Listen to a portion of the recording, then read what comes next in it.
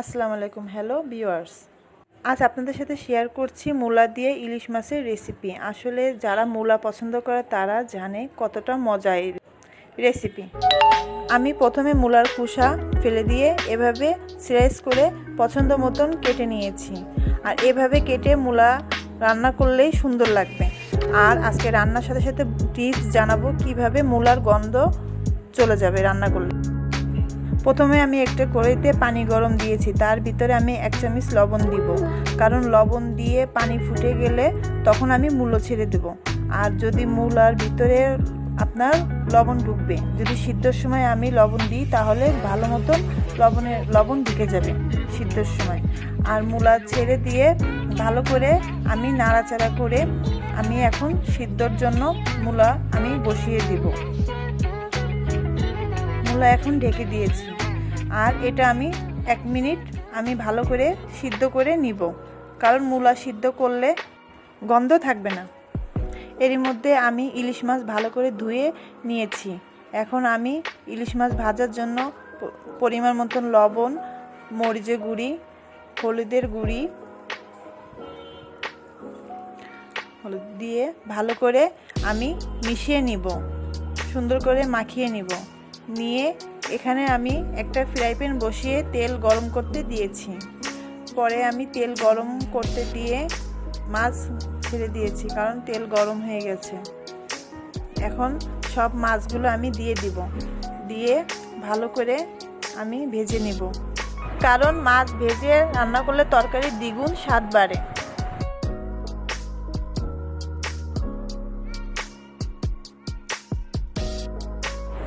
এরই মধ্যে দেখুন আমাদের মূলা সিদ্ধ হয়ে গেছে।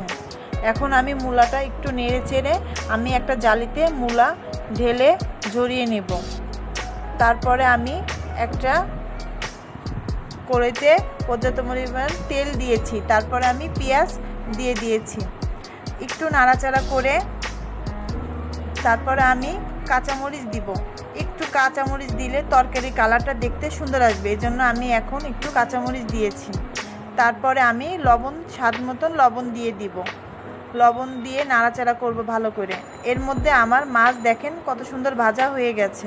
এখন আমি মাছটা নামিয়ে ফেলবো।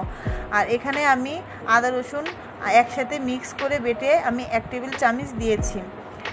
মরিচের গুঁড়ি আমি আমার স্বাদ মতন দিয়েছি।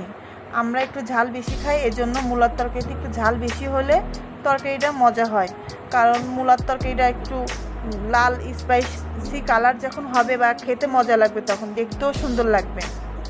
এখন আমি ভালো করে মূলার তরকারি নেড়ে চেড়ে নিয়ে পরিমাণ মতন পানি দিয়ে আমি মশলাটা কষিয়ে নিব। এখন আমি নেড়ে চেড়ে ভালো করে আমি তরকারিটা কষিয়ে নেব। দেখুন আমি এখন মূলার তরকারিতে টমেটো রানবো, কারণ তরকারির মধ্যে যখন আমি টমেটোটা দিব তখন তরকারির টেস্ট আরও বাড়বে। তখন মূলার যে স্মেলটা ওটা থাকবে না, ওটা চলে যাবে টমেটো দেওয়ার কারণে। এখন আমার তরকারি দেখেন মশলা কষানো হয়ে গেছে, তেল উঠে গেছে। এখন আমি টমেটোগুলো সুন্দর করে দিয়ে নেড়ে চেড়ে নিব। আর এই সময় টমেটোটা দিলে ভালো করে সিদ্ধ হবে। এখন টমেটোটা যখন হালকা একটু সিদ্ধ হবে, ভালো করে নেড়ে চেড়ে আমি আগের থেকে ঝরিয়ে রাখা সেই মূলা আমি এখন তরকারিতে দিয়ে দেব। দিয়ে ভালো করে আমি নেড়ে চেড়ে ঢেকে দিব। কিছুক্ষণের জন্য আমি এখন রেখে দেব। যখন আমার তরকারিটা হালকা একটু তেল উঠবে তখন আমি আবার ভালো করে নেড়ে চেড়ে দেবো। দেখুন পাশ থেকে তেল কি সুন্দর উঠছে। এখন এখানে মনে হবে তরকারি আমার কষানো হয়ে গেছে। এখন আমি উষ্ণ গরম পানি তরকারিতে দিয়ে দিব, কারণ মূলার তরকারিতে যখন আপনি উষ্ণ গরম পানি দিবেন তখন তরকারিটা আরও মজা হবে, তখন আপনার তরকারিটা সিদ্ধ সুন্দর হবে।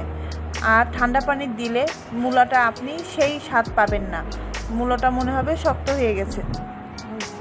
এখন আমি মাছগুলো সব ছেড়ে দিয়েছি। এখন আমি আস্তে ভালো করে নাড়া দিব, কারণ জোরে আপনি যদি ভালো করে নাড়া দিয়ে তারপর ঢেকে দিব। ঢেকে দিয়ে এই দেখেন আমার তরকারি কালারটা দেখেন কত সুন্দর আসছে। এখন আমি ধনেপাতা দিব। ধনেপাতা যদি আপনারা না পছন্দ করেন আপনারা জিরের গুঁড়োও দিতে পারেন।